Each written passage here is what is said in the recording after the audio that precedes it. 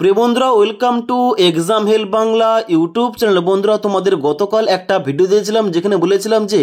16ই জানুয়ারি 2025 তারিখে সেন্ট্রাল গভর্নমেন্টের তরফ থেকে 8 সেন্ট্রাল পে কমিশন অ্যাপ্রুভ করা হয়েছে, যার জন্য খুব শীঘ্রই 8 সেন্ট্রাল পে চালু হয়ে যাবে এবং যার জন্য সেন্ট্রাল এমপ্লয়ি যারা রয়েছে, যারা পেনশন পাচ্ছে, তাদের কিন্তু অনেকটাই বেনিফিট হবে, তাদের কিন্তু স্যালারিটা অনেকটাই ইনক্রিজ হবে। এবার তোমরা অনেকেই ওই ভিডিওটি নিচে কমেন্ট করছো যে দাদা, যারা মাধ্যমিক পাস যোগ্যতায় জিডিএস পোস্টে আবেদন করবে কিংবা যারা অলরেডি আবেদন করে চাকরি পেয়ে গেছে, তাদের কি এই 8 সেন্ট্রাল পে কমিশনের আন্ডারে নেওয়া হবে, কিংবা তারা কি এই 8 সেন্ট্রাল পে কমিশন আসার পর তাদের কি এখানে স্যালারিটা ইনক্রিজ হবে, এবং তার সঙ্গে সঙ্গে যদি এখানে 8 পে কমিশনের আন্ডারে নেওয়া হয় জিডিএস পোস্টটাকে, তাহলে কত স্যালারি বৃদ্ধি পাবে। এ টু জেড টপিক নিয়ে আজকের ভিডিওটিতে আলোচনা করব এবং তোমাদের এক্সাম্পল দিয়ে প্রমাণস্বরূপ তোমাদের দেখিয়ে দেবো এই যে জিডিএস পোস্টটা অর্থাৎ গ্রামীণ ডাক সেবকের পোস্টটা, এই পোস্টটা কোনো সেন্ট্রাল এমপ্লয়ির আন্ডারে পড়ছে কিনা, কোনো সেন্ট্রাল গভর্নমেন্টের জব কিনা, তোমাদের এ টু জেড বলে দেবো। তাই অবশ্যই তোমরা ভিডিওটি না টেনে শেষ পর্যন্ত দেখে নাও, তোমরা সমস্ত কিছু জানতে পারবে। এবার সবার প্রথম তোমাদের উদাহরণ দিয়ে বলে দিই এখানে কোন কোন পোস্টে কিংবা কোন কোন ডিপার্টমেন্টটাকে এখানে সেন্ট্রাল এমপ্লয়ির আন্ডারে আনা হবে, কিংবা তার সঙ্গে সঙ্গে কারা কারা এখানে এই 8 সেন্ট্রাল পের আন্ডারে পড়বে, কাদের এখানে স্যালারিটা বৃদ্ধি পাবে। যেমন তোমাদের উদাহরণস্বরূপ বলে রাখি এমটিএস পোস্ট, এখানেও কিন্তু মাধ্যমিক পাস যোগ্যতায় আবেদন করা যায়, তবে এটা একটা সেন্ট্রাল গভর্নমেন্টের জব এবং এর আন্ডারে তোমরা জবটা পেলে এখানে কিন্তু তোমাদের 7 সিপিসি অনুযায়ী কিন্তু এখানে তোমাদের বেতনটা দিয়ে হবে। তোমরা যখন অফিসিয়াল কোনো নোটিফিকেশন ওপেন করবে, এখানে কিন্তু তোমাদের প্রথমের দিকে কিন্তু তোমাদের লেখা থাকবে যে ইন পে লেভেল 1 অনুযায়ী, এবং তার সঙ্গে সঙ্গে 7 পে কমিশন অনুযায়ী তোমাদের কিন্তু বেতনটা দিয়ে হবে। তার জন্য এখানে 7 পে কমিশন অর্থাৎ এখানে তোমাদের যে বর্তমানে 7 পে কমিশন চলছে, এইটা অনুযায়ী কিন্তু সেন্ট্রাল গভর্নমেন্টের সমস্ত এমপ্লয়িকে কিন্তু বেতন দেওয়া হচ্ছে, এবং যারা বর্তমানে 7 পে কমিশনের আন্ডারে বেতন পাচ্ছে তাদের কিন্তু অবশ্যই 8 সেন্ট্রাল পে কমিশনের আন্ডারে আনা হবে, অর্থাৎ প্রায় 1 কোটির কাছাকাছি এমপ্লয়ি কিন্তু এর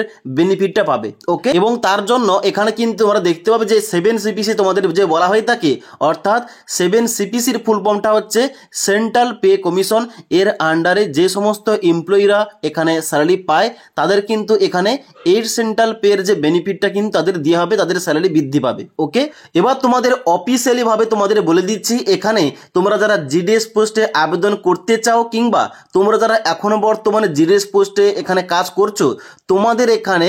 8 সেন্ট্রাল পের আওতায় আনা হবে কিনা, তোমরা আদৌ কোনো সেন্ট্রাল গভর্নমেন্টের এমপ্লয়ি কিনা, এ টু জেড তোমাদের বলছি, দেখে নাও। তোমরা অনস্ক্রিন দেখতে পাচ্ছ আমি কিন্তু 2024-এর অফিসিয়াল নোটিফিকেশনটা ওপেন করে রেখেছি জিডিএস পোস্টের জন্য, অর্থাৎ গত বছর যে শিডিউল জুলাই 2024-এর জন্য জিডিএস পোস্টের অফিসিয়াল নোটিফিকেশন আউট করা হয়েছিল, ওই অফিসিয়াল নোটিফিকেশনটা ওপেন করে রেখেছি। এখানে তোমাদের এ টু জেড স্পষ্টভাবে বলা রয়েছে এই জিডিএস পোস্টটা কোনো সেন্ট্রাল গভর্নমেন্টের আন্ডারে কিনা। ওকে, এখানে তোমরা অফিসিয়াল নোটিফিকেশনটা ওপেন করার পর নিচের দিকে আসবে, নিচের দিকে আসার পর দেখতে পাচ্ছ এখানে কিন্তু তোমাদের 3 নম্বর পয়েন্টে এ টু জেড দেওয়া রয়েছে, যেখানে বলা আছে service condition and brief job profile and residence accommodation, যেখানে কিন্তু তোমাদের এ টু জেড উল্লেখ করা রয়েছে। এখানে কি বলা হচ্ছে, এখানে দেখতে পাচ্ছ বলা আছে প্রথমেই the applicant must clearly understand that GDS are not regular employee of the department and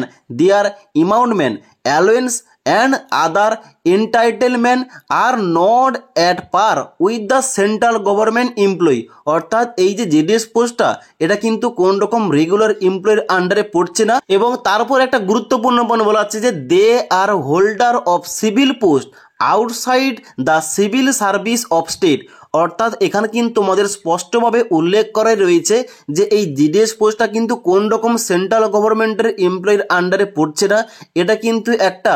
non regular এমপ্লয়ির একটা পোস্ট, এবং এই পোস্টে তোমরা চাকরি করলে তোমাদের কিন্তু কোনো এখানে সেন্ট্রাল গভর্নমেন্টের এমপ্লয়ি ধরা হবে না। ওকে, এবং এখানে কিন্তু এই যে তোমাদের গ্রামীণ ডাক সেবকের এই যে পোস্টটা, এটা কিন্তু অর্ধ সরকারি, পূর্ণ কিন্তু সরকারি কিন্তু এখনো পর্যন্ত স্বীকৃতি পায়নি। তার জন্য সেন্ট্রাল গভর্নমেন্টের যে পে কমিশন অনুযায়ী যে সমস্ত এমপ্লয়িদের স্যালারি দেওয়া হয়ে থাকে, এই তোমরা দেখবে জিডিএস পোস্টে কিন্তু এভাবে স্যালারি দেওয়া হয়ে থাকে না। এখানে কিন্তু তোমাদের TRCS স্ল্যাব অনুযায়ী কিন্তু তোমাদের বেতন দেওয়া হয়ে থাকে। যেমন তোমরা বিপিএম পোস্টে জব পেলে তোমাদের কিন্তু টিআরসিএ স্ল্যাব অনুযায়ী তোমাদের বেতন দেওয়া হবে 12,000 থেকে 29,380 টাকার মধ্যে। এবং এবিপিএম কিংবা গ্রামীণ ডাক সেবক পোস্টে তোমরা জব পেলে এখানে কিন্তু তোমাদের বেতন দেওয়া হবে 10,000 টাকা থেকে 24,470 টাকার মধ্যে। ওকে, এবার এই যে তোমাদের টিআরসিএ স্ল্যাব, এই টিআরসিএ স্ল্যাব অনুযায়ী এই যে তোমাদের টিআরসিএ অনুযায়ী তোমাদের বেতনটা দেওয়া হয়ে থাকে, এই বেতনটা কিন্তু অ্যানুয়ালি তোমাদের